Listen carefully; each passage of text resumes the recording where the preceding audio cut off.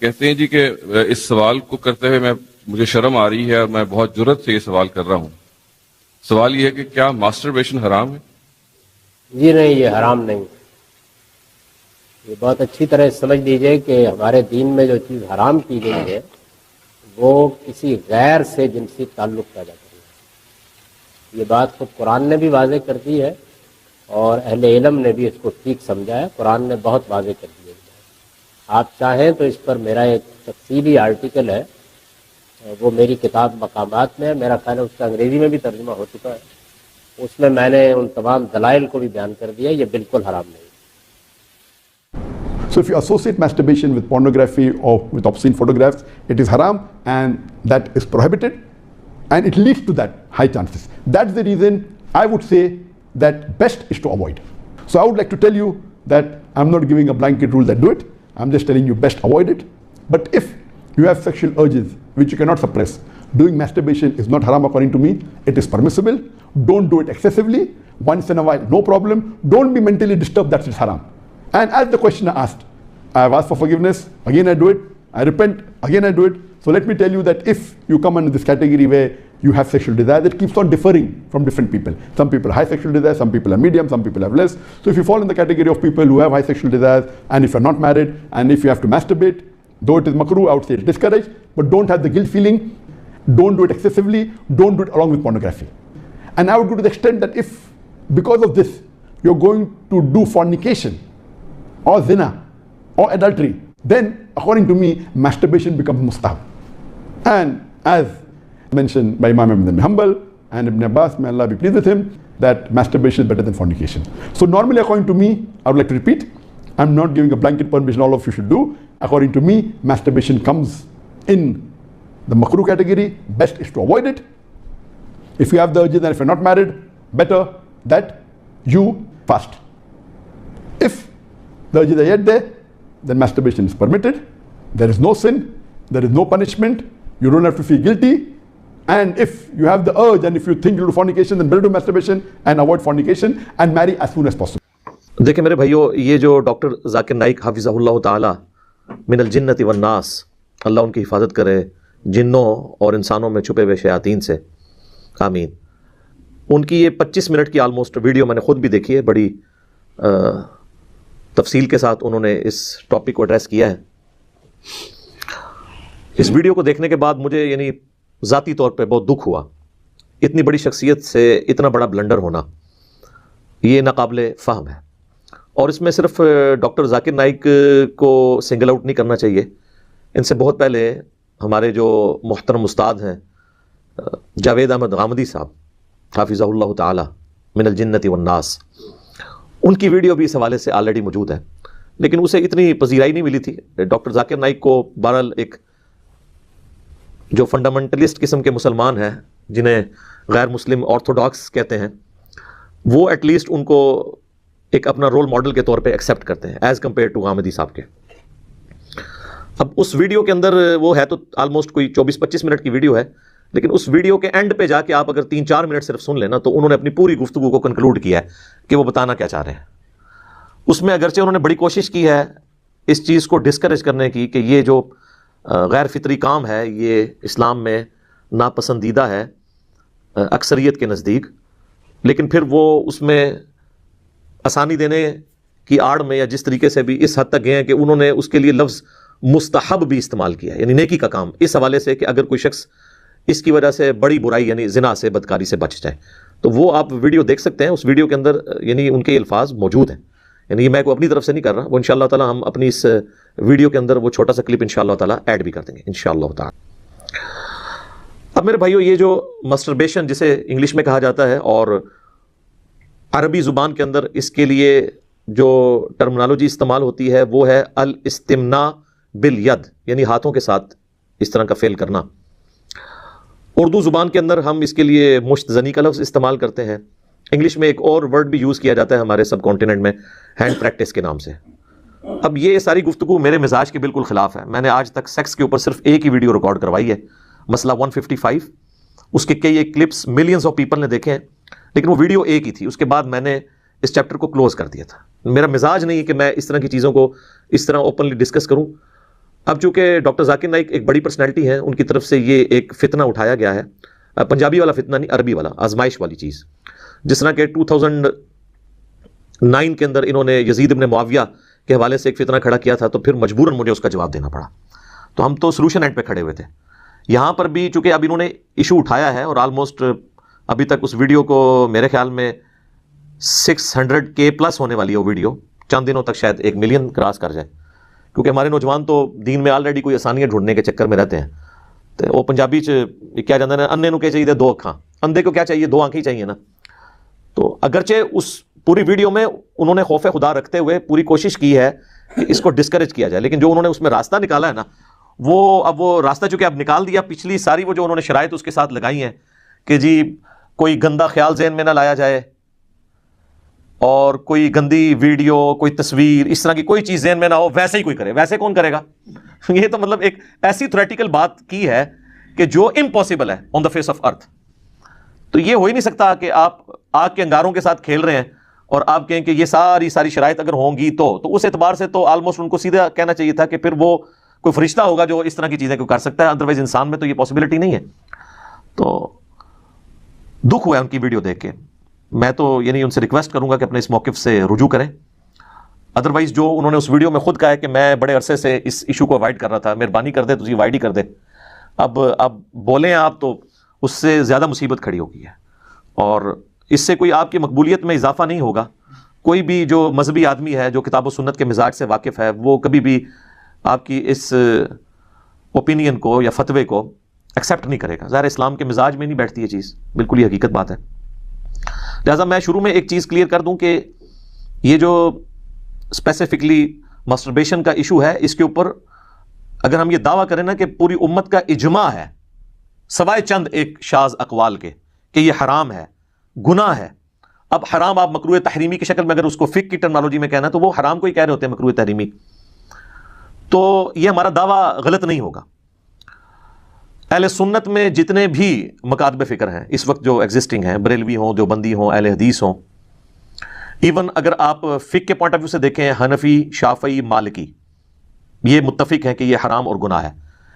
Even حنبلی school of thought میں بھی 2 گروہ پائے جاتے ہیں، اور احمد بن حنبل کی طرف جو چیزیں منسوب ہیں وہ کوئی صحیح سند سے ہمیں ملی نہیں ہے۔ چلیں اگر کوئی مان لے کہ ان کی فقہ میں موجود ہے، تو اس وقت احمد بن حنبل کی فقہ کو تقلید کی قید کے بغیر سب سے زیادہ فالو کیا جاتا ہے سعودی عرب کے اندر۔ اگرچہ مفتی اعظم سعودیہ جو تھے ابن باز رحمہ اللہ تعالی، المتوفی 1420 ہجری، 1999 میں ان کی ڈیتھ ہوئی، آلموسٹ 60+ ایئرز تک وہ مفتی اعظم رہے ہیں سعودیہ کے۔ ان کے اپنے فتوے موجود ہیں، انہوں نے اپنے فتووں میں لکھا ہے کہ ہم احمد بن حنبل کے مقلد نہیں، ہم قرآن و سنت کو فالو کرتے ہیں، لیکن ہمارے لیے وہ رسپیکٹیبل پرسنالٹی ہیں، لہذا جو ان کو حنبلی بھی سمجھتے ہیں وہ اس اعتبار سے دیکھ لیں، جو قرآن و سنت کا سمجھتے ہیں وہ اس اعتبار سے دیکھ لیں۔ تو بن باز کے اپنے فتووں میں اسے حرام قرار دیا گیا ہے، اور وہ اردو زبان میں چھپ چکے ہیں۔ ایون سعودی عرب کی جو مستقل فتویٰ کمیٹی ہے، ان کے فتاویٰ چھپے ہوئے ہیں، انہوں نے بھی اسے حرام قرار دیا۔ شیخ البانی، جن کو ڈاکٹر ذاکر نائک خود بہت کوٹ کرتے ہیں، اور حجاب کے مسئلے میں انہوں نے انہی کا سہارا لیا ہوا ہے، شیخ البانی رحمہ اللہ نے بھی باقاعدہ اس کی حرمت میں بات کیا۔ انہوں نے تو یہاں تک لکھا ہے کہ اگر کسی شخص کو برائی میں مبتلا ہو جانے کا اندیشہ ہو، یعنی زنا میں پڑنے کا، میں اس کے لیے بھی اسے جائز نہیں سمجھتا کہ یہ عمل کرے، یہ اتنا قبیح فعل ہے۔ تو اب مجھے بتائیں پیچھے پھر کیا بات رہ جائے گی؟ اور پوری دنیا میں اہل حدیث کے ہاں سب سے بڑی رسپیکٹیبل پرسنالٹی امام ابن تیمیہ المتوفی 728 ہجری، انہوں نے بھی اسے حرام اور گناہ قرار دیا ہے، بلکہ انہوں نے کہا ہے کہ اگرچہ شریعت کے اندر اس کی کوئی حد نہیں آئی ہے، لیکن تعزیراً ایسے شخص کو سزا دی جائے گی جو یہ فعل کرتا ہے۔ یہ میں باتیں اس لیے کر رہا ہوں کہ کوئی شخص اسے ڈاکٹر ذاکر نائک کے خیال کو اہل حدیث مکتب فکر کے اوپر تھوپ نہ دے کہ شاید ان کا یہ موقف ہوگا، بالکل ایسا نہیں ہے۔ حنفی تو پہلے ہی بہت سخت خلاف ہے اس کے، تو لہٰذا چند ایک اقوال کے سوا اوورآل پوری امت کی مین سٹریم جو ہے، چاہے سنی ہو، شیعہ ہو، سب کے سب اسے گناہ سمجھتے ہیں، اور اہل تشیع کے ہاں تو کوئی دوسری رائے نہیں ہے، وہ تو بڑے شد و مد کے ساتھ اسے حرام کہتے ہیں۔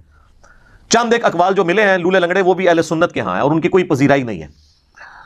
اب ڈاکٹر ذاکر نائک صاحب نے جو اس میں گفتگو کی ہے، وہ ساری انہوں نے اصولی باتیں کی ہیں، دلیل انہوں نے کوئی پیش نہیں کی ہے۔ پورے لیکچر میں انہوں نے ایک آیت اور ایک حدیث بیان کی، اور وہ بھی ان کے موقف کے خلاف تھی، اس کا جواب دینے کی کوشش کی، یا ایک ابن عباس کا قول جو بالکل ضعیف ہے، میں انشاءاللہ اس کو ڈسکس کروں گا، اس کو انہوں نے ڈسکس کیا۔ باقی سب انہوں نے سطحی باتیں کی ہیں کہ جی فلاں کا یہ فتویٰ ہے، وہ فلاں کا یہ فتویٰ ہے، وہ کدھر لکھا ہوا ہے، وہ ڈسپلے کریں، بتائیں کہاں پہ لکھا ہوا ہے۔ ہم انشاءاللہ تعالیٰ ہر چیز ریفرنس سے کریں گے. یہ اللہ کے فضل سے وہ پلیٹ فارم ہے جہاں پہ چیزیں پورے ریفرنس کے ساتھ بیان کی جاتی ہیں, صرف فتوے دے کے سائڈ میں نہیں ہو جاتے. اور ہم ایون کریٹیکل ایشوز کے اوپر جے پی جیز بھی ڈسپلے کروا دیتے ہیں کہ آپ خود پڑھ کے دیکھ سکتے ہیں یہ بات کس طریقے سے لکھی ہوئی ہے. تو یعنی مجھے دکھ ہوا اس حوالے سے. اور اگر یہ فتنہ اس طریقے سے عام نہ ہوتا, میں نے ابھی بھی اس کو ڈسکس نہیں کرنا تھا. اس کی وجہ یہ کہ اکثر جو عوام الناس ہے اس وقت, ینگ جنریشن, چونکہ وہ انگلش سمجھتی ہے, تو یہ ویڈیو انگلش کے اندر ہے, تو انہوں نے تو یقیناً اس کو دیکھ لیا ہوگا. باقی رہ گئے ہمارے جو بڑی عمر کے لوگ ہیں, وہ تو ویسے ہی اس فتوے کے بعد ڈاکٹر ذاکر نائک کو انہوں نے گالیاں نکالنی تھی, ایکسیپٹ تو کوئی نہیں کرنا تھا. اصل ایشو تھا ینگ جنریشن کا, جن کو انگلش آتی ہے ان تک تو یہ فتویٰ پہنچ گیا اگرچہ انگلش میں ہے. تو میں اس کو کبھی اس طرح ایڈریس نہ کرتا اگر ڈاکٹر ذاکر نائک جیسی بڑی شخصیت اس کے اوپر زبان نہ کھولتے, تو ضرورت نہیں تھی ڈسکس کرنے کی. تو یہ کوئی اہل حدیث کے کھاتے میں سے نہ ڈال دے, خام خواہ وہ مطلب بدنام ہو جائیں گے اہل حدیث کہ جی ذاکر نائک چونکہ سلفی اسکول آف تھاٹ کو سپورٹ کرتا ہے تو اس لیے سلفیوں کا بھی یہی موقف ہوگا. اکثر اوقات آپ دیکھتے ہیں کہ ہمارے سب کانٹیننٹ میں اکثر جو اوٹ پٹانگ قسم کی چیزیں نا وہ اہل حدیث کے کھاتے میں ڈال دی جاتی ہیں. یعنی میں کوئی اہل حدیث کا نمائندہ نہیں ہوں, میں نے تو اکثر اعلان کیا ہے کہ نہ میں وہابی نہ میں بابی, میں ہوں مسلم علمی کتابی. نہ ہم سو کالڈ وہابی ہیں, کوئی علمی بات کرو اسے وہابی کا تانا دیتے ہیں, اور نہ ہم بابوں کا دفاع کرنے والے بابی ہیں. ہم تو عام سے مسلم ہیں. اور آپ سے ہمیشہ یہ عرض کرتے ہیں کہ مرنے سے پہلے اے مسلمان کر لے اس پہ غور, کتابوں کا خدا اور ہے, بابوں کا خدا اور. یعنی جو تعلیمات کتابوں کے ذریعے ہم تک پہنچی ہیں نا, اللہ کی صفات اور اللہ کے دین کی باتیں وہ اور ہیں, اور جو بابوں نے تعلیم کی ہیں اگرچہ وہ اسی خدا کو مانتے تھے, لیکن انہوں نے جو ہمیں تعارف کروایا وہ کتابوں والا نہیں ہے, وہ بابوں والا ہے. کتابوں کو فالو کریں اور ان بابوں کو فالو کریں جو کتابوں کو فالو کرتے ہیں, کتاب و سنت کو فالو کرتے ہیں. تو مجھے کوئی ہمدردی نہیں ہے, لیکن جہاں پہ آپ بلیم لگائیں گے تو میری ذمہ داری ہے کہ میں اس چیز کو ہائی لائٹ کروں کہ خواہ مخواہ کسی کے کھاتے میں اس طرح کی بات نہیں ڈالنی چاہیے, یہ بالکل ایک جرم ہے. اب میرے بھائیو, قرآن و سنت میں اسپیسیفکلی ظاہر ہے کہ مسٹربیشن یا الاستمناء بالید عربی میں کہہ لیں, یا اردو میں مشت زنی کہہ لیں, یا ہینڈ پریکٹس کہہ دیں, کوئی بھی الفاظ, ظاہر ہے ان الفاظ کے ساتھ یا ان ٹرمنالوجیز کے ساتھ تو کتاب و سنت میں ڈائریکٹلی تو حرمت کا کوئی فتویٰ نہیں آیا ہوا, لیکن اسلام کا ایک مزاج ہے. قرآن و سنت میں اصول بتائے جاتے ہیں, پھر جب کوئی ایسی چیزیں جو ان اٹینڈڈ چھوڑی جاتی ہیں ان کو اہل علم جو ہیں کتاب و سنت کی روشنی میں سمجھ کے امت تک صحیح بات پہنچا دیتے ہیں. تو اصول تو اپنی جگہ طے ہیں. اس کو آپ مثال کے طور پر سمجھ لیں کہ اس وقت تمام مکاتب فکر کے تمام جید علماء, ایون ان کی پبلک بھی, اس بات پر اتفاق کرتی ہے کہ سگریٹ اگرچہ نشہ نہیں ہے کیونکہ اس سے ہوش تو نہیں جاتی, لیکن یہ گناہ اور حرام ہے. یا کوئی احتیاط میں بولے گا تو مکروہ تحریمی کہہ دے گا. وہ کہتے ہیں جی حرام کے لیے نص قطعی کتاب و سنت کی چاہیے ہوتی ہے, چونکہ ہم نے یہ ڈیڈکٹ کیا ہے لہٰذا ہم اسے مکروہ تحریمی, اور دوسرے معنوں میں وہ فقہ کی ٹرم میں حرام ہی ہوتا ہے. مکروہ تحریمی اتنی کراہت والی چیز جس کی آلموسٹ حرمت ہے. تو ظنی الدلالہ تو ہے, یہ قطعی الدلالہ نہیں بھی. تو یہ سگریٹ کے اوپر سب نے جو گناہ کا فتویٰ لگایا ہے, حرام کا فتویٰ لگایا ہے, تو وہ کس آیت کے تحت لگایا ہے؟ وہ سورۃ البقرہ کی آیت ہے, آیت نمبر ہے 195, وَلَا تُلْقُوا بِأَيْدِيكُمْ إِلَى التَّهْلُكَةِ, اپنے ہاتھوں سے اپنے آپ کو ہلاکت میں مت ڈالو. اگرچہ یہ آیت کا کانٹیکسٹ جو ہے وہ انفاق فی سبیل اللہ کے حوالے سے ہے کہ جو لوگ اللہ کی راہ میں خرچ نہیں کرتے ہیں نا, ان کو اللہ تعالیٰ نے ڈانٹا ہے کہ تم اللہ کی راہ میں خرچ کرو اور اپنے آپ کو ہلاکت میں نہ ڈالو. یعنی یہ اللہ کی راہ میں مال خرچ کر کے آخرت کے لیے سٹور کر لو. لیکن اس آیت کو خودکشی کے کانٹیکسٹ میں بھی یوز کیا جاتا ہے کہ جی خودکشی حرام ہے قرآن کی اس آیت کی روح سے. احادیث تو بخاری مسلم میں بہت ہیں, لیکن قرآن میں اگر کہا جائے خودکشی کہاں پہ حرام ہے تو کہتے ہیں یہاں, حالانکہ قرآن کا کانٹیکسٹ تو یہ نہیں کہہ رہا, ڈیڈکٹ کیا جاتا ہے. چلے خودکشی کے لیے تو آپ کہہ سکتے ہیں کہ احادیث الگ سے موجود ہیں, لیکن سگریٹ کے لیے تو احادیث بھی نہیں ہے. اگر آپ نشہ والی احادیث لگائیں گے تو نشہ تو وہ اس اعتبار سے نہیں ہے کہ ہوش گنوا دے, تو وہ کہتے ہیں نہیں قرآن میں ہے اپنے آپ کو ہلاکت میں نہ ڈالو. یعنی خودکشی کرنے کی طرف ہی لے جانے والی چیز ہے. سائنٹیفکلی یہ چیز پروف ہے کہ سگریٹ کے ذریعے پھیپھڑے خراب ہو جاتے ہیں اور انسان وقت سے پہلے ایکسپائر ہو جاتا ہے. اب اس پہ کوئی بیوقوفوں والی بات کرے کہ جی وہ ہمارے محلے میں ایک بابا ہے جی اس کی عمر تو 80 سال ہو گئی, وہ ابھی تک سگریٹ پیتا ہے, تو وہ ایک ایکسیپشن کیس ہوتا ہے, ایکسیپشنل کیس ہوتا ہے.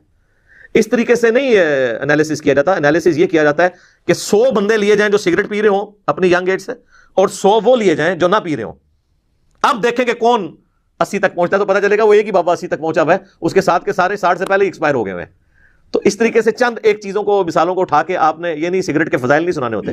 تو سگریٹ کی حرمت یا اس کو مکروہ تحریمی ہم نے نہ قرآن و سنت کے دلائل کی بنیاد پہ نہیں کیا, بلکہ ہم نے اس آیت کے تحت کیا ہے جو سورہ البقرہ کی آیت نمبر 195 ہے، وَلَا تُلْقُوا بِأَيْدِيكُمْ إِلَى التَّهْلُكَةِ، اپنے آپ کو خود اپنے ہاتھوں سے ہلاکت میں مت ڈالو۔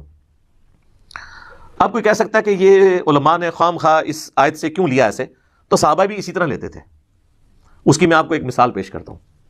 صحیح بخاری اور صحیح مسلم دونوں میں ایک حدیث موجود ہے کہ ایک عورت عبداللہ ابن مسعود رضی اللہ تعالیٰ عنہ کے پاس آتی ہے اور کہتی ہے کہ میں نے سنا ہے کہ آپ ایسی عورتوں پر لعنت کرتے ہیں جو عورتیں دانتوں کے درمیان گیپ بنواتی ہیں اور گندواتی ہیں، جو ٹیٹو بنوانا، اور چہرے کے بال نوچتی ہیں، جس کی آج کل ایک ماڈرن فارم یہ پلکنگ ہے، تو ان تینوں اعمال کرنے والی عورتوں پر آپ لعنت کرتے ہیں؟ تو ابن مسعود نے فرمایا ہاں، میں کیوں نہ لعنت کروں ایسی عورتوں کے اوپر جن پر اللہ کے رسول صلی اللہ علیہ وآلہ وسلم نے لعنت کی ہے، اور اس سے بڑھ کر اللہ نے اپنی کتاب کے اندر، اپنی کتاب میں قرآن کے اندر لعنت کی ہوئی ہے، تو میں ایسی عورتوں پہ کیوں نہ لعنت کروں؟ تو وہ عورت کہتی ہے کہ حضرت میں نے پورا قرآن پڑھا ہے، مجھے تو قرآن میں ایسی کوئی آیت نظر نہیں آئی کہ جس میں اللہ تعالیٰ نے ٹیٹو بنوانے کو یا دانتوں میں گیپ بنوانے کو یا چہرے کے بال اکھاڑنے کو حرام کہا ہو۔ اچھا، وہ چہرے کے بال عورت اکھاڑ سکتی ہے، اس پہ اجماع ہے، جو مونچھیں یا داڑھی نکل ہے، کیونکہ وہ فطرت کے خلاف ہے، مرد کو اللہ نے دی ہے، عورت کو نہیں دی۔ یہ ان بالوں کی ہے کہ جو بال اللہ نے دیے ہیں عورت کو، اور وہ جان بوجھ کے اکھاڑ دیتی ہے۔ تو جناب وہ ایک صحابیہ ہی ایسی بات کر سکتی تھی، یا کوئی تابعی عورت ہوگی وہ؟ آج کل کی عورت تو اتنے وثوق سے نہیں کہہ سکتی کہ میں نے قرآن پڑھا ہوا ہے۔ یہاں پہ تو ہمارے بڑے بڑے علماء قرآن کو حدیث کہہ کے، حدیث کو قرآن کہہ کے بیان کر دیتے ہیں۔ تو ابن مسعود رضی اللہ تعالیٰ نے فرمایا کہ تو نے قرآن میں یہ آیت نہیں پڑھی، سورۃ الحشر کی آیت نمبر 7، وما آتاکم الرسول فخذوہ وما نہاکم عنہ فانتہوا، جو رسول اللہ تمہیں دیں صلی اللہ علیہ وآلہ وسلم وہ لے لو، اور جس سے منع فرما جائیں اس سے رک جاؤ۔ تو رسول اللہ ہی نے لعنت کی ہے ان کے اوپر۔ تو قرآن کے اندر جب یہ آیا کہ رسول اللہ کوئی چیز دیں تو یہ رسول اللہ نے ہمیں بات دی ہے، میں نے خود اللہ کے نبی صلی اللہ علیہ وآلہ وسلم سے ایسی عورتوں کے بارے میں لعنت کے الفاظ سنے تھے۔ اچھا، آپ قرآن کھول کے سورۃ الحشر کی آیت نمبر 7 پڑھیں گے تو آپ کو پتہ چلے گا یہ آیت مال غنیمت کے بارے میں ہے، کہ جو مال غنیمت میں سے حصہ رسول اللہ تمہیں دیتے ہیں صلی اللہ علیہ وآلہ وسلم وہ لے لو، اور جو کسی کو نہ دینا وہ برا نہ مانا کرے، کیونکہ اللہ کے نبی علیہ السلام کی آپ نے اتباع اختیار کرنی ہے۔ اس کا دور دور کوئی لینا دینا نہیں تھا پلکنگ کرنے کے ساتھ، یا دانتوں میں گیپ بنوانے کے ساتھ، یا ٹیٹو بنوانے کے ساتھ، لیکن ابن مسعود نے اس آیت کو جنرلائز کر دیا کہ یہ جنرل ہے، آیت قرآن میں اسپیسیفک تھی۔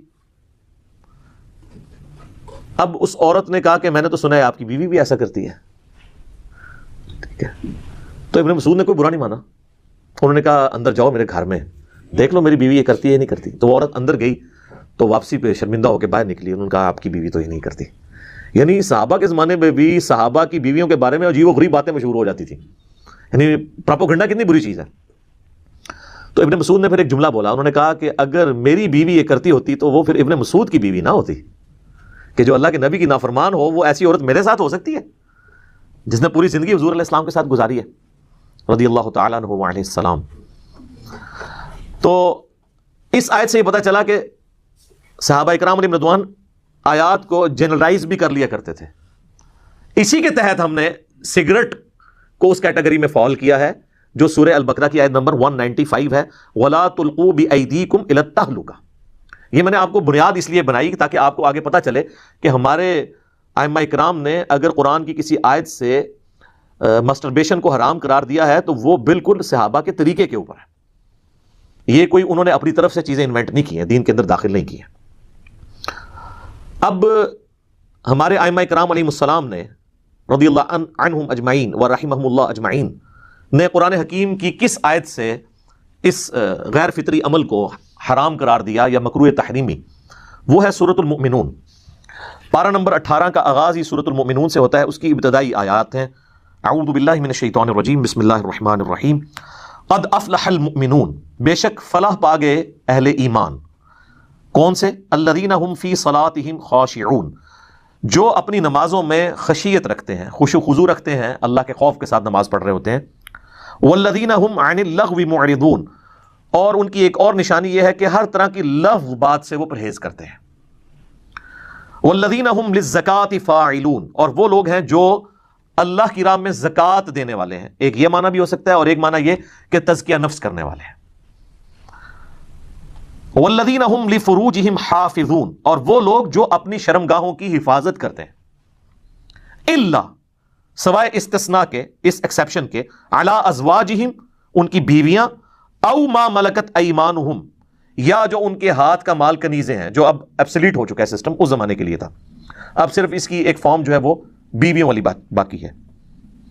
اور نکاح متع یا نکاح مسیار والا جو معاملہ ہے وہ بھی اس میں شامل نہیں ہے. آپ نکاح مسیار تو خیر سعودیہ کے علماء کی بدعت ہے، نکاح متع تھا، بخاری مسلم میں آتا ہے، لیکن وہ پھر منسوخ ہو گیا، تو وہ اس کی منسوخی کے بعد اب وہ ازواج میں وہ داخل نہیں ہے. اور یہ یاد رکھیے گا، یہ نکاح متع نکاح ہوا کرتا تھا، یہ نہیں ہے کہ وہ نعوذ باللہ کوئی اور طرح کا معاملہ تھا، تو وہ اب اس میں داخل نہیں ہے. فَإِنَّهُمْ غَيْرُ مَلُومِينَ، تو اب ایسوں کے اوپر کوئی ملامت نہیں ہوگی اگر وہ اپنی بیویوں کے ساتھ شرمگاہ کا استعمال کرتے ہیں، وہ کسی بھی طریقے سے جو قرآن و سنت کے دائرے کے اندر آیا ہے وہ کریں، تو وہ اس کے اوپر کوئی ملامت نہیں ہے. یعنی میں وہ کوڈ ورڈز میں ہی بات کر رہا ہوں اس حوالے سے، یعنی جو صحبت کرنے کی جگہ ہے وہیں پر ہونی چاہیے، چاہے آگے سے آئے مرد اپنی بیوی کی طرف، چاہے وہ پیچھے سے آئے، لیکن صحبت والی جگہ پہ صحبت ہو، کیونکہ قرآن میں آیا کہ تمہاری بیویاں تمہاری کھیتیاں ہیں، تو کھیتی بونے کی جو جگہ ہے جہاں سے اولاد ملتی ہے اسی جگہ پہ صحبت اختیار کی جا سکتی ہے، دوسری جگہ پہ نہیں. اور اس کا کانٹیکسٹ بھی ہے بخاری مسلم میں کہ یہودیوں کے ہاں اسے عیب سمجھا جاتا تھا، اور وہ کہتے تھے کہ اولاد جو ہے وہ بھینگی پیدا ہوگی اگر کوئی شخص جو ہے وہ دوسری طرف سے آ کے صحبت کرے گا. تو اللہ تعالیٰ نے اجازت دی کہ نہیں، آگے سے آ کے صحبت کرو یا پیچھے سے آ کے آگے کے مقام میں صحبت کرو، دونوں طریقے درست ہیں، تمہاری بیویاں تمہاری کھیتیاں ہیں. ہاں، جو قوم لوط والا عمل ہے وہ اپنی بیوی کے ساتھ کرنا بھی حرام ہے، اور کسی اور مرد کے ساتھ کرنا بھی حرام ہے. وہ الگ سے ایک ٹاپک ہے، وہ میری ویڈیوز زیادہ سے ریکارڈڈ موجود ہیں، میں انشاءاللہ اینڈ پہ آپ کو بتا دوں گا. اب وہ ٹاپک نہیں، اس طرف بات چلی جائے گی. البتہ یہ جو میں نے جملہ استعمال کیا نا کہ بیویوں کے ساتھ آپ استعمال کر سکتے ہیں، تو اس حوالے سے صحیح بخاری میں ایک حدیث موجود ہے. ام عائشہ کہتی ہیں اور ام سلمہ کہتی ہیں، ام حبیبہ کہتی ہیں رضی اللہ عنہن، کہ نبی صلی اللہ علیہ وآلہ وسلم حالت حیض میں بھی اپنی بیویوں کے ساتھ مباشرت کر لیتے تھے. جس کو بعض منکرین حدیث اٹھاتے ہیں کہ جی قرآن میں تو آیا ہے کہ حیض کی حالت میں اپنی بیویوں سے الگ رہو. وہ قرآن نے جو ہے منع کیا ہے وہ انٹر کورس سے منع کیا ہے. اور یہ امہات المومنین کا امت پہ احسان ہے کہ انہوں نے پھر اس کی ڈیٹیل بھی بتا دی صحیح بخاری کے اندر، کہ نبی الاسلام، بخاری و مسلم بلکہ دونوں میں ملتا ہے، کہ اپنی بیویوں کو حالت حیض میں حکم دیتے تھے کہ وہ ناف سے لے کر گھٹنوں تک ایک مضبوط کپڑے سے یعنی تہمت باندھ لیں، اور باقی جسم کے ساتھ آپ علیہ السلام مباشرت کرتے تھے. یعنی آپ انٹر کورس نہیں کرتے تھے، صرف مباشرت کرتے تھے. تو وہ بھی اسی کے اندر شامل ہے، اس اعتبار سے کہ آپ اپنی یعنی عورتوں کے ساتھ شرمگاہ کا استعمال ہو سکتا ہے، لیکن وہ بھی کن کن باؤنڈریز کے اندر. فَمَنِ ابْتَغَىٰ وَرَاءَ ذَلِكَ، جو کوئی اس کے علاوہ کوئی اور راستہ اختیار کرے گا، فَأُولَٰئِكَ هُمُ الْعَادُونَ، تو وہ حد سے تجاوز کرنے والا، اللہ کا باغی شمار ہوگا، جو اپنی شرمگاہ کا استعمال اس استثناء کے علاوہ کرے گا. یعنی بیویاں یا لونڈیاں، جو اب ایبسلیٹ ہو چکا ہے، اب صرف بیویوں والا ہے. اور بیویوں کے ساتھ آپ کسی بھی طریقے سے استعمال کریں، اور اس میں یہ جو آپ کو بتا رہے ہیں یہ والا اگر کیس بیویوں کے ساتھ ہو جائے، یعنی وہ ان کے ذریعے ایسا کوئی معاملہ ہو مسٹربیشن والا، تو وہ سب کے نزدیک حلال ہے. خود سے اس معاملے کو نہ کیا جائے، کیونکہ اس کی ایکسیپشن جو ہے اللہ تعالیٰ نے قرآن حکیم میں دے دی ہے.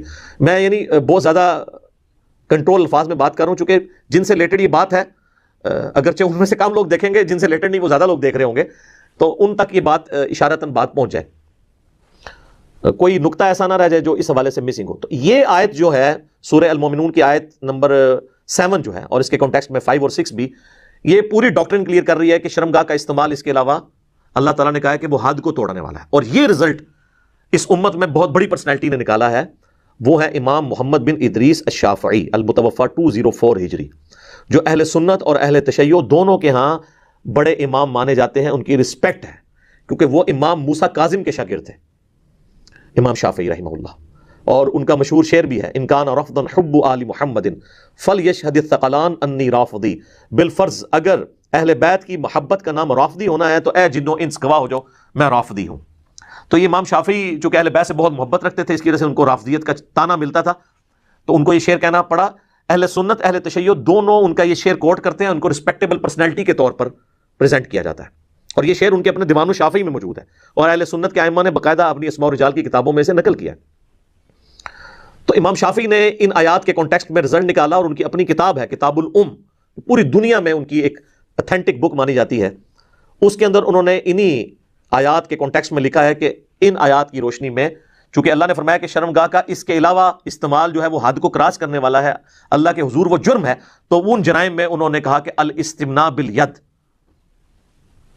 جو عربی میں کہا جاتا ہے مسٹربیشن انگلش کے اندر، مشت زنی اردو کے اندر، یا ہینڈ پریکٹس، یہ بھی اس کے تحت انہوں نے کہا کہ حرام ہے اور منع ہے، اور یہ ان کی اپنی کتاب میں یہ بات لکھی ہے، اور ان کا یہ قول امت نے اس طرح ایکسیپٹ کیا ہے کہ انہی آیات کی روشنی میں آپ اہل سنت کی تمام تفاسیر اٹھا کے دیکھ لیں، تمام نے امام شافعی کے اس قول کو ان آیات کے کانٹیکسٹ میں نقل کیا ہے۔ ٹاپ آف دا لسٹ جو اس وقت پوری دنیا میں اتھینٹک ترین تفسیر مانی جاتی ہے اہل سنت کے ہاں، تفسیر ابن کثیر، تو حافظ ابن کثیر نے بھی ان آیات کی روشنی میں باقاعدہ امام شافعی کا یہ قول نقل کیا ہے کہ امام شافعی رحمہ اللہ اس کے تحت اس کی حرمت کے قائل ہیں۔ پھر انہوں نے ساتھ بلکہ ایک روایت بھی لکھی، اگرچہ اس کی سند کمزور ہے، لیکن جب دوسری طرف سے ہر طرف کمزور باتیں پیش کی جا رہی ہوں، یہ ہماری دلیل نہیں ہے، لیکن میں آپ کو بتا دوں کہ ابن کثیر نے اگرچہ اس روایت کو لکھا کہ اس روایت کے اندر ایک مجہول الحال راوی ہے، لیکن باقاعدہ اہل سنت کی ایک مین سٹریم کی کتاب میں تو روایت موجود ہے۔ امام حسن بن عرفہ ایک امام گزرے ہیں، انہوں نے ایک اپنی کتاب، ان کی جز چھوٹی کتاب ہے، جس طرح امام بخاری نے جز رفع الیدین لکھی، جز القراء لکھی، اس طرح ان کے جز کے اندر یہ روایت موجود ہے کہ 7 لوگ ایسے ہیں جن سے قیامت والے دن نہ اللہ تعالیٰ کلام فرمائے گا، نہ انہیں پاک کرے گا، نہ انہیں عالموں کے ساتھ کھڑا کرے گا، تا وقت ہے کہ وہ دنیا سے توبہ کر کے گئے ہوں۔ ان میں سے ایک شخص وہ ہے جو خود اپنے ساتھ نکاح کرتا ہے اور الاستمناء کرتا ہے، یعنی اپنے ہاتھوں سے یہ برائی کرتا ہے، مشت زنی والا معاملہ۔ یہ روایت کمزور ہے، لیکن حافظ ابن کثیر نے اس کو نقل کیا ہے کہ تاکہ ایک نالج ایک جگہ جمع ہو جائے۔ تو امام شافعی کا یہ جو قول ہے صرف ابن کثیر نے نقل نہیں کیا، بلکہ سنن الکبریٰ البیہقی، امام بیہقی کی کتاب، حدیث کی کتاب میں ایک چیپٹر ہے، اس کا نام ہی الاستمناء ہے، اس کی ہیڈنگ کے اوپر امام بیہقی نے پہلے تو یہ آیت لکھی ہے سورہ المومنون کی آیت نمبر 5، 6، 7، اس کے بعد امام شافعی کا قول انہوں نے چیپٹر کی ہیڈنگ میں لیا ہے، اور اس کے نیچے پھر اس سے متعلق روایتیں لے کے ہیں۔ اب وہ روایتیں تو کمزور ہیں، پہلی جو انہوں نے روایت لی ہے وہ خود ہی انہوں نے اس کو کمزور ڈکلیئر کر دی ہے کہ یہ مرسل چھوٹی ہوئی ہے، جو ڈاکٹر ذاکر نائک نے بھی ابن عباس کے حوالے سے بیان کی کہ ابن عباس سے کسی نے آ کے پوچھا کہ میں نے اپنی اس طرح شرمگاہ کے ساتھ ایسا معاملہ کیا، تو انہوں نے فرمایا کہ شرمگاہ کے ساتھ اس طرح کا معاملہ کرنا اس سے بہتر ہے کہ تم نکاح کر لو، اور زنا سے بہتر یہ ہے۔ وہ کہتے ہیں دیکھیں جی، انہوں نے زنا سے تو بہتر اسے کہا ہے نا، حالانکہ اس کا کمپیریزن وہ کرا رہے ہیں کہ یعنی یہ اس سے چھوٹی برائی ہے، اس کا یہ مطلب نہیں کہ جس کو زنا میں پڑنے کا خدشہ ہے تو یہ کام شروع کر دے، تو وہ جس کو خدشہ ہے اس کو کیا کام کرنا چاہیے وہ اللہ کے نبی بتا کے گئے، وہ میں بعد میں آپ کو انشاءاللہ تعالیٰ بتاتا ہوں کہ وہ کیا بتا کے گئے اللہ کے محبوب صلی اللہ علیہ وآلہ وسلم۔ تو ابن عباس کا وہ قول جو ہے خود لکھا مرسل ہے، ایک اور روایت لے کے وہ بھی اس میں بھی ضعیف راوی ہے، تدلیس کا ایشو ہے، وہ بھی روایت کمزور ہے۔ اور اسی طریقے سے امام بیہقی سے بھی آلموسٹ 200 سال پہلے امام بخاری کے استاد ہیں امام عبد الرزاق، جن کی مصنف عبد الرزاق ہے، انہوں نے بھی الاستمناء کے اوپر ایک چیپٹر باندھا ہے، اس میں روایتیں لے کے آئے ہیں، اور ابن عباس والی یہ روایت وہ بھی لے کے آئے ہیں، وہ بھی روایتیں کمزور ہیں، یہی والی روایت تھی۔ اور بہرحال اس میں صحیح سند سے ایک تابعی کا قول وہ لے کے آئے ہیں، عطا بن ابی رباح کا، جو امام حنیفہ رحمہ اللہ کے استاد بھی ہیں اور جلیل القدر تابعین میں سے ہیں، اور امام ابو حنیفہ کا قول یہ صحیح سند سے ثابت ہے کہ میں نے روئے ارض پہ عطا بن ابی رباح سے افضل شخص کوئی نہیں دیکھا۔ اسی کے تحت ہم سمجھتے ہیں کہ امام حنیفہ نے کسی صحابی کی زیارت نہیں کی، ورنہ کوئی ادنا صحابی بھی ہوتا تو وہ ان سے تو افضل ہوتا۔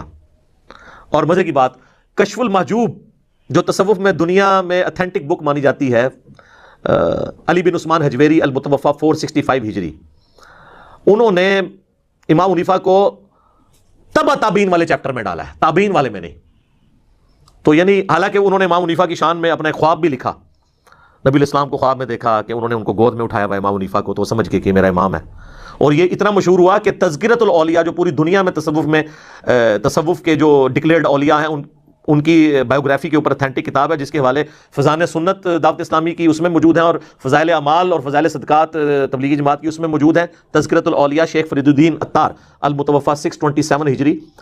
انہوں نے باقاعدہ امام حنیفہ پہ جو چیپٹر باندھا ہے نا، اس میں انہوں نے کشف المحجوب کا حوالہ دیا ہے کہ شیخ علی بن عثمان حجویری نقل کرتے ہیں، حجویری کا لفظ نہیں لکھا، شیخ علی بن عثمان اپنی کتاب میں نقل کرتے ہیں، تو وہ حجویری نہیں لکھا، اس لیے عام لوگوں کو تو پتہ نہیں چلا، وہ انہوں نے کشف المحجوب کا حوالہ دیا ہوا اپنی کتاب میں امام حنیفہ کی شان میں۔ تو امام حنیفہ جو ہیں وہ کہتے ہیں کہ میں نے عطا بن ابی رباح سے افضل شخص نہیں دیکھا، اور امام عبد الرزاق جو امام بخاری کے استاد ہیں، انہوں نے عطا بن ابی رباح کا قول نقل کیا ہے صحیح سند کے ساتھ، کہ وہ کہتے ہیں کہ میں اس عمل کو، الاستمناء کو، بالکل جائز نہیں سمجھتا، میں اسے مکروہ سمجھتا ہوں، کراہت والا عمل سمجھتا ہوں۔ بلکہ المصنف ابن ابی شیبہ میں جو امام عبد الرزاق کے زمانے میں دوسرے امام گزرے ہیں، اور وہ بھی امام بخاری اور مسلم کے استاد ہیں، بلکہ امام مسلم نے 1500 حدیثیں امام ابن ابی شیبہ سے لی ہیں اپنی صحیح مسلم میں، انہوں نے عطا بن ابی رباح کا یہ قول نقل کیا ہے کہ جو اس طرح کا کام کرے گا اس کا روزہ ٹوٹ جائے گا، صحیح سند کے ساتھ. اور یہ اردو زبان میں آلموسٹ ساری کتابیں آ چکی ہیں، ہم سب کے JPGs بھی ساتھ اٹیچ کریں گے، کسی کو اگر وہم ہوا تو وہ دیکھ لے، خود پڑھ لے. تو انہوں نے کہا روزہ ٹوٹ جائے گا. اب روزہ ٹوٹ جائے گا، اب اس کے بعد اختلاف ہے کہ اس کا کفارہ کیا وہ 60 روزوں والا ہوگا، لیکن اس میں امت کی اکثریت یہ کہتی ہے نہیں، اس کے بدلے ایک ہی روزہ رکھے گا اور توبہ کرے گا. 60 روزوں والا صرف اس ایکسٹریم کے لیے ہے جو بخاری اور مسلم میں ہے کہ اگر کوئی شخص اپنی بیوی کے ساتھ صحبت کر لیتا ہے یا نعوذ باللہ کوئی زنا والا معاملہ کرتا ہے، اس کے لیے 60 روزے والا کفارہ ہے. اس کیس میں صرف ایک روزہ ہی وہ رکھے گا، البتہ روزہ اس کا ٹوٹ جائے گا. آپ اس سے اندازہ لگائیں کہ ہمارے ائمہ محدثین نے باقاعدہ یعنی اس کو ٹاپک بنا کے سنن کبریٰ البیہقی میں بھی ایڈریس کیا اور مصنف عبد الرزاق کے اندر. تو اگر کتابیں آپ پڑھیں گے تو آپ کو پتہ چلے گا کہ کتابوں کے اندر یہ چیزیں کس طریقے سے لکھی ہیں. البتہ یہ جو ہماری باقی مین سٹریم کی کتابیں ہیں بخاری اور مسلم، اس میں چیپٹر بنا کے اسے ایڈریس نہیں کیا گیا، لیکن الگ سے اس کے اوپر ڈسکشن اس اعتبار سے ہوئی ہے انڈائریکٹلی. وہ اب اذانیں شروع ہو چکی ہیں، انشاءاللہ اذانوں کے وقفے کے بعد میں انشاءاللہ آپ کو وہ بتاتا ہوں انشاءاللہ تعالی. سورۃ النور کی آیت نمبر 33 ہے. ایک تو ہم آیت آلریڈی ڈسکس کر چکے ہیں، سورہ المومنون کی آیت نمبر 5، 6 اور 7. اب آ جائیں سورۃ النور کی آیت نمبر 33، جس سے آپ کو اللہ کا مزاج پتہ چلے گا. اللہ تعالیٰ نے اس میں جو لوگ نکاح کی استطاعت نہیں رکھتے اپنی غربت کی وجہ سے، ان کو اٹیچ کرتے ہوئے کہا ہے وَلْيَسْتَعْفِفِ الَّذِينَ لَا يَجِدُونَ نِكَاحًا، ایسے لوگوں کو پاک دامن رہنا چاہیے جو نکاح کی استطاعت نہیں رکھتے. حَتَّى يُغْنِيَهُمُ اللَّهُ مِنْ فَضْلِهِ، یہاں تک کہ اللہ تعالیٰ اپنے فضل سے انہیں غنی کر دے. یعنی جب تک ان کے پاس فائنینشیل استطاعت نہیں ہے تو وہ اپنے آپ کو پاک دامن رکھیں. اب پاک دامن رکھنے میں سب کچھ آ جاتا ہے کہ وہ کسی بھی اس طرح کی ایکٹیویٹی کی طرف نہیں جائیں گے، ورنہ یہاں پہ بتا دیا جاتا کہ جی آپ کو ایک سولوشن دے دیتے ہیں جو بعد میں ڈاکٹر ذاکر نائک نے دیا ہے، نعوذ باللہ من ذالک. اسی کو سپورٹنگ وہ مشہور حدیث ہے جو صحیح بخاری اور صحیح مسلم دونوں میں ہے. اے نوجوانوں کے گروہ، تم میں جس کے پاس استطاعت ہو، یعنی استطاعت کون سی؟ جو سورۃ النور کی آیت نمبر 33 میں آئی ہے، فائنینشیل استطاعت. یہاں اس کی یعنی مردانہ پن کا اظہار نہیں ہو رہا بلکہ فائنینشیل استطاعت. یہاں پہ تو لوگ کہتے ہیں نا جی وہ کوئی اگر لڑکا کام نہیں کرتا جی اس کی شادی کروا دیں، اندازہ کریں، تاکہ وہ 2 خاندانوں کا بیڑا غرق کر دے. اور پھر وہ ایک جعلی روایت پکڑی ہوئی ہے کہ جی ایک غریب شخص حضور کے پاس آیا، آپ نے فرمایا شادی کر لو، وہ اور غریب ہو گیا.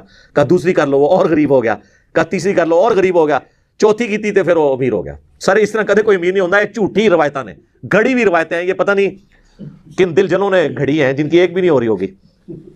تو یہ قرآن و سنت کا مزاج ہی نہیں ہے. جو فائنینشلی سپورٹ نہیں کر سکتا اس کے لیے بخاری و مسلم میں یہ حدیث آ گئی. قرآن میں تو آیا سورۃ النور کی آیت نمبر 33 میں پاک دامن رہیں.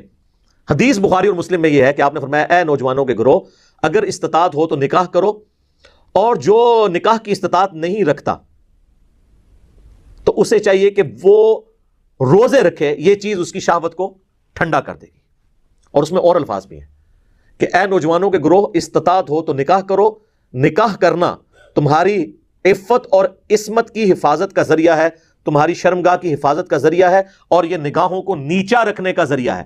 جو سورۃ النور میں آیا کہ اے نبی علیہ السلام مومن مردوں کو حکم دے کہ اپنی نگاہوں کو نیچے رکھیں، اور مومن عورتوں کو بھی حکم دے نگاہوں کو نیچا رکھیں، جسے عربی میں غض بصر کہا جاتا ہے، یہ نگاہوں کو نیچا رکھنا. تو یہ نگاہوں کو نیچا رکھنے اور تمہاری شرمگاہ کی حفاظت کا ذریعہ ہے.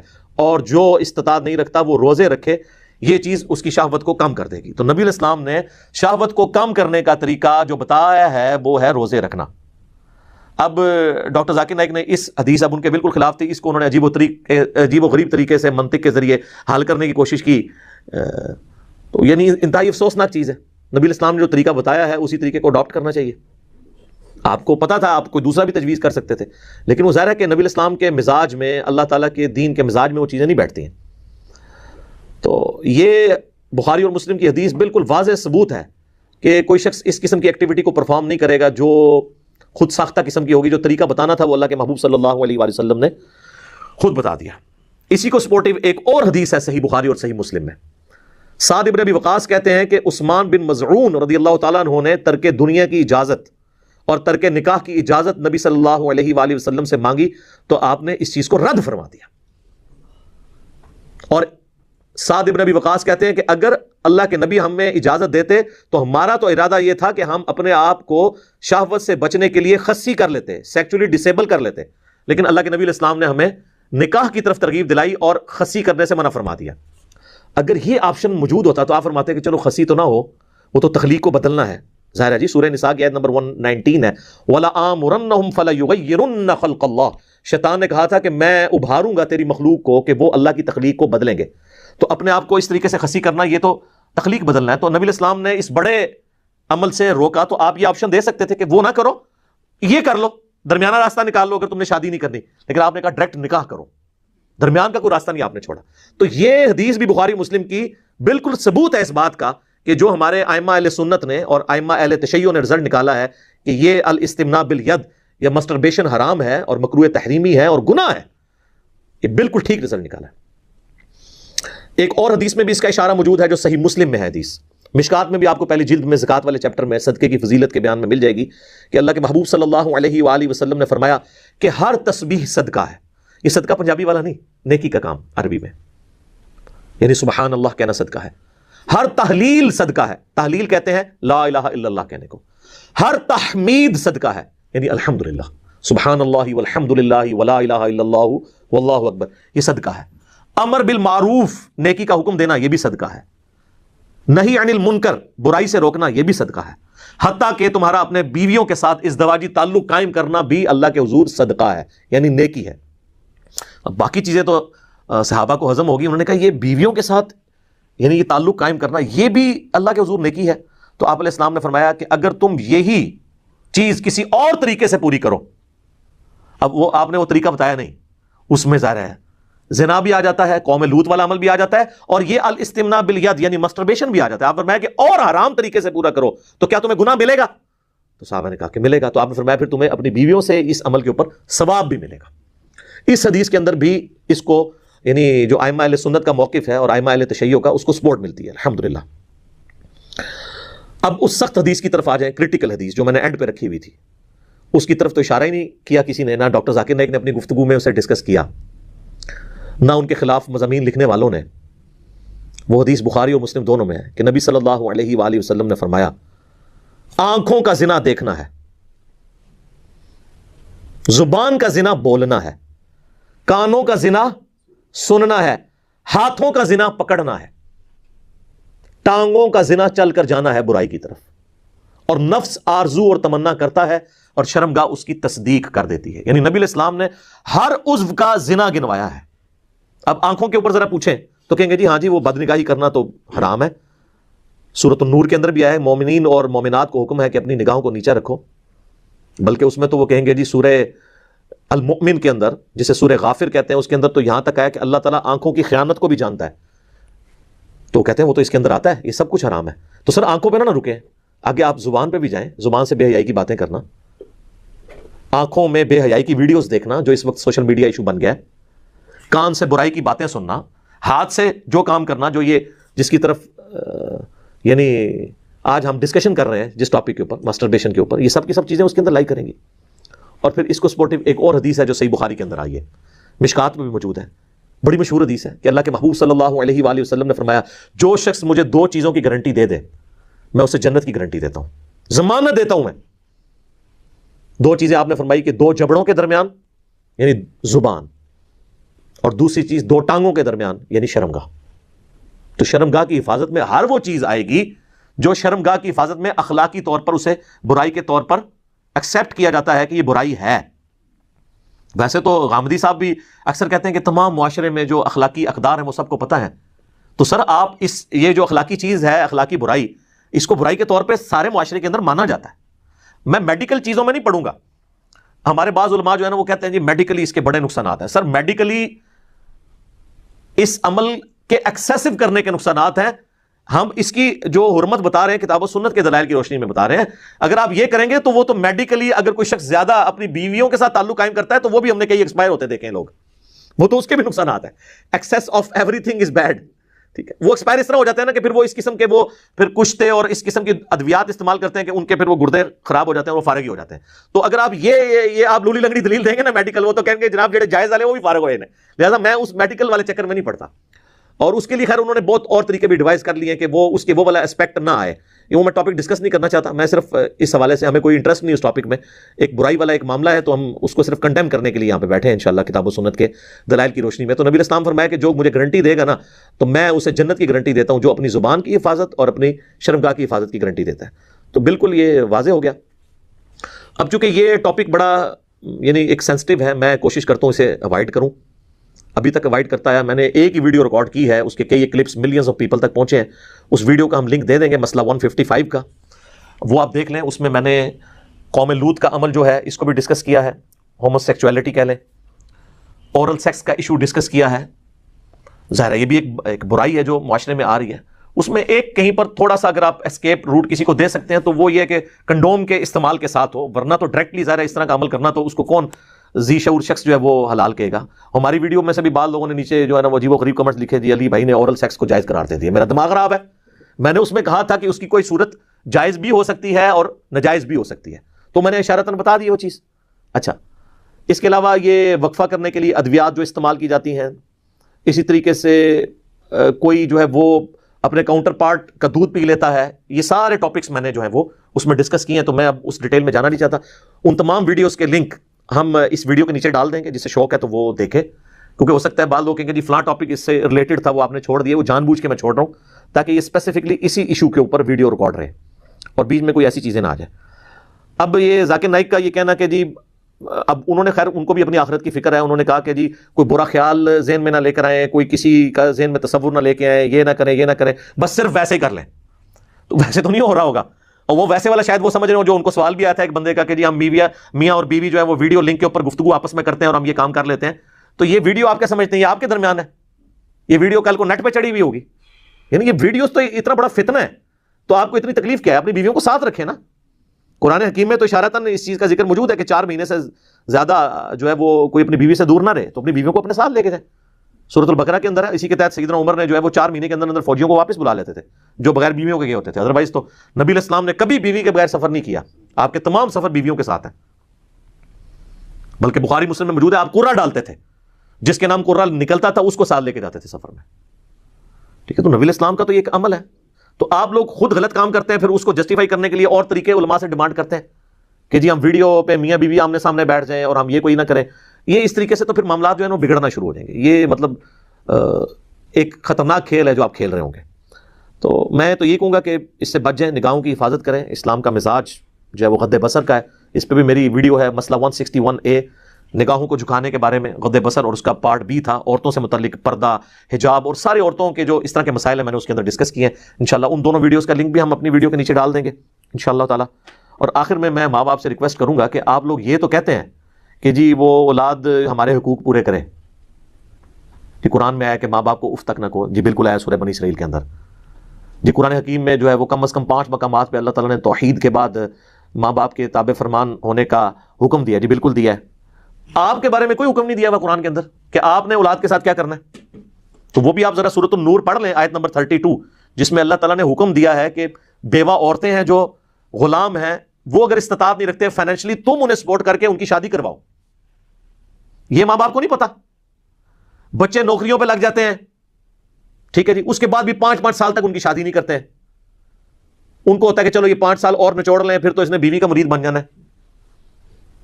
سر اگر آپ نے دینی تعلیم دی ہوگی نا تو وہ بیوی اور ماں باپ کے درمیان بیلنس رکھے گا، آپ بے فکر رہیں. اور جو آپ کے نصیب میں رزق لکھا ہے نا وہ آپ سے کوئی چھین نہیں سکتا. اور اگر آپ یہ اس طرح کے حربے استعمال کریں گے تو کیا ہوگا؟ بچے ہو جاتے ہیں جناب، نوکری لگ گئے ہیں 22-23 سال 25 سال کی عمر میں، 30 32 33 35 سال عمر ہو جاتی ہے. اگر بچہ کہیں پہ کہہ دے جی میری شادی کروا دو، کہتے ہیں ایڈی کیڑی جلدی ہے. اور اپنی ان کی شادیاں 18-20 سال کی عمر میں ہوئی ہیں، تو انو کیڑی جلدی سی. دیکھ لیں یہ جتنے لوگ اپنے بچوں کو کہہ رہے ہیں نا، تو یہ بچوں کو میں کہتا ہوں آگے سے آپ احترام سے ان سے پوچھنا ہے کہ ابا جی آپ کی کتنی عمر میں شادی ہوئی تھی. تو آپ کو پتا چلے گا کہ ابا جی کی عمر اس وقت 20 سال تھی اور آپ کی اماں کی عمر 16 یا 18 سال تھی، یا ابا جی کی عمر 22 سال تھی اور اماں جی کی عمر 18 سال تھی، اور آپ کو 18 دونی 36 بھی ہو گیا ہے نا، تو کہنے نے اتنی کیڑی جلدی ہے. لیکن یہ پہلو ٹھیک ہے جو میں نے پہلے بھی ڈسکس کیا کہ اگر وہ فائنینشلی نہیں چل سک رہا تو آپ اس طرح نہ کریں. لیکن اگر کوئی فائنینشلی ماں باپ سٹرانگ ہیں اور وہ اپنی اولاد کو سپورٹ کر سکتے ہیں تو سر وہ جس طرح باقی ضرورتیں پوری کرتے ہیں ٹھیک ہے، شادی کروا دیں، اور جب تک وہ کہیں پہ سیٹ نہیں ہوتا اس کو فائنینشلی سپورٹ کریں. یہ تو قرآن میں سورۃ النور کی آیت نمبر 32 کے اندر آپ کو بھی حکم آیا کہ آپ نے اپنی اولاد کے ساتھ کس طریقے سے بہیو کرنا ہے. آپ صرف اپنے حقوق کی بات کرتے ہیں اور اولاد کے کوئی حقوق نہیں ہے. اس کو بھی دیکھنے کی ضرورت ہے. ادخلوا فی السلم کافہ جو ہے نا، اسلام میں پورے کے پورے داخل ہو جاؤ. اپنے حقوق تو آپ لے رہے ہیں اور اپنی اولاد کے حقوق دینے کے لیے تیار نہیں ہو رہے. اپنی زندگی میں تو آپ نے بڑا انجوائے کیا ہے، اب جب بچوں کی انجوائمنٹ کی باری آتی ہے اس وقت جو ہے وہ ساس اور سسر جو ہے وہ نئی مصیبت کھڑی کر لیتے ہیں آنے والی نئی بہو کے ساتھ. الا ماشاء اللہ اچھے لوگ بھی ہیں، لیکن زیادہ تر تو یہ یعنی ایک برا ہی معاملہ اس حوالے سے چل رہا ہوتا ہے. تو نوجوانوں کو میں کہوں گا کہ آپ صبر کریں, روزہ رکھیں, اور ڈاکٹر ذاکر نائک کے اس مشورے پہ بالکل عمل نہ کریں. اگرچہ انہوں نے بھی بڑی قید کے ساتھ کہا ہے, تو الٹیمیٹلی وہ یہی کہنا چاہ رہے ہیں کہ نہ ہی کریں, کیونکہ جو قیود انہوں نے لگائی ہیں وہ تو پاسبل ہی نہیں ہے. ٹھیک ہے, جو کہ اگر یہ ہو یہ ہو یہ ہو, یہ تو پاسبل ہی نہیں ہے.